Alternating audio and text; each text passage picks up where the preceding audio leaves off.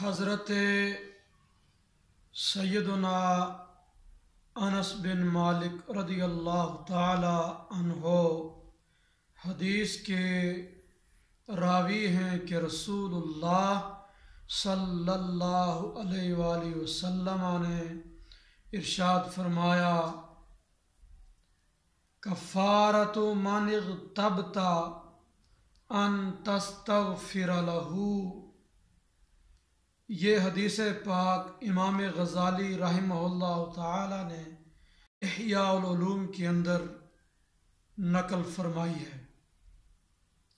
فرمایا کہ جس شخص کی تو غیبت کرے تو اس غیبت کا کفارہ یہ ہے کہ تو اس کے لیے دعائے استغفار کرے،